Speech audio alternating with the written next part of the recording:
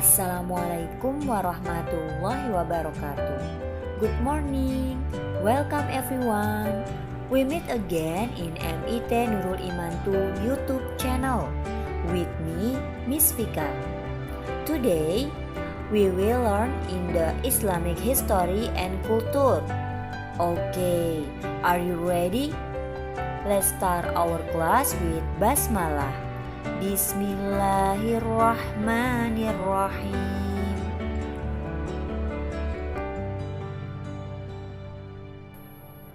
Hai teman-teman kelas 4 Istanbul. Jumpa lagi bersama Miss Vika di pelajaran SKI. Teman-teman sudah siap untuk belajar hari ini? Oke, kita mulai dengan penuh semangat ya. Teman-teman masih ingat pembelajaran minggu lalu? Kita sudah belajar tentang dakwah pada awal kenabian, bagaimana Rasulullah menerima wahyu pertama di Gua Hiro. Kita juga sudah belajar tentang strategi Rasulullah dalam berdakwah, yaitu dakwah secara sembunyi-sembunyi dan dakwah secara terang-terangan. Minggu ini kita akan membahas dakwah secara terang-terangan ya teman-teman. Nah, minggu lalu kita juga sudah belajar tentang as-sabiqunal awwalun, orang-orang yang pertama kali masuk Islam. Semoga teman-teman masih ingat ya materi pembelajaran minggu lalu. Yuk kita lanjut ke pembelajaran selanjutnya.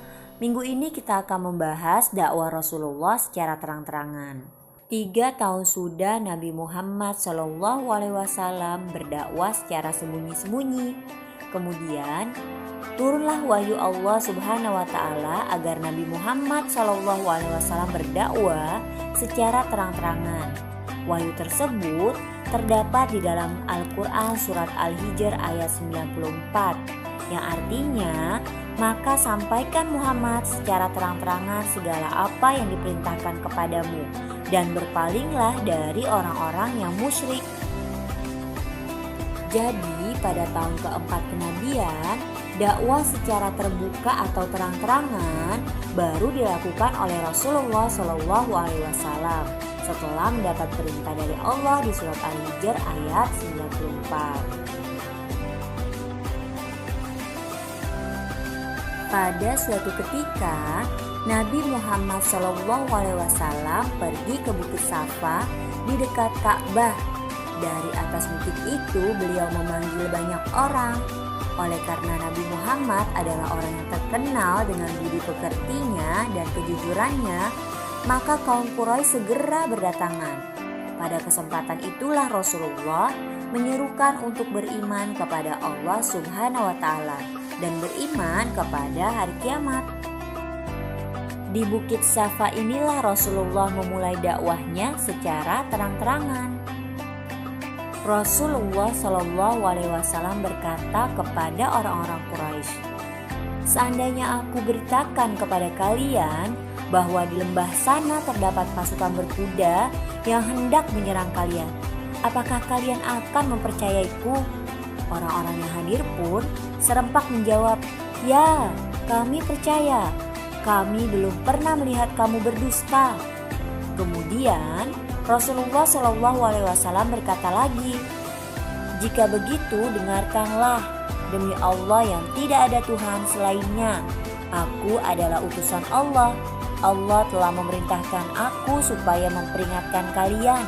Sembahlah Allah yang Maha Esa, tidak ada Tuhan selain Allah. Maka bila kalian ingkar, kalian akan mendapat azab Allah di hari kiamat." Ajakan Rasulullah SAW kemudian mendapat tantangan keras dari kebanyakan kaum Quraisy. Mereka menyumpahi Nabi Muhammad. Di antara mereka adalah Abu Lahab, paman beliau sendiri. Ia marah dan memaki-maki.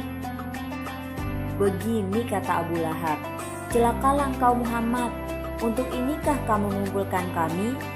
Mendengar ucapan Abu Lahab, Nabi Muhammad SAW terdiam.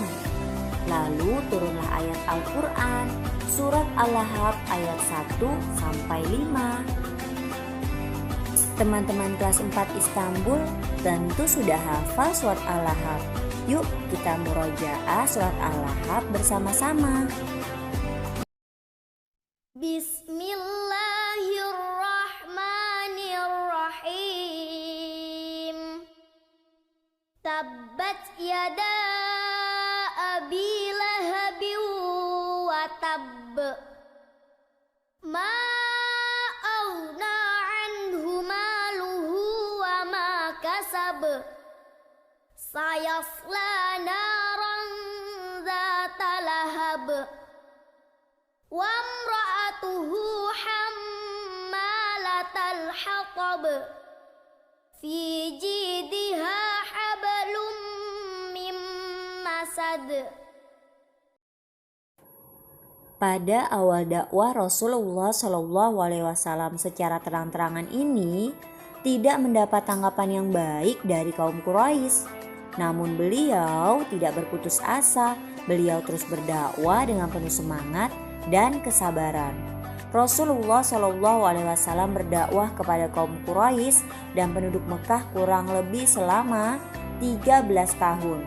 Wah, lumayan lama juga ya teman-teman.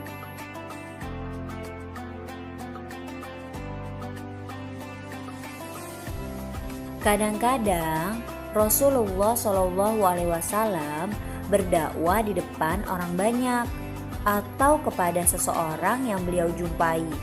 Meski usaha Rasulullah pada awalnya tidak mendapat tanggapan kaum Quraisy, namun lambat laun beliau mulai mendapat pengikut. Kebanyakan pengikut beliau adalah kaum perempuan, para budak, dan orang-orang miskin. Mereka adalah kaum yang sungguh-sungguh meyakini ajaran Islam.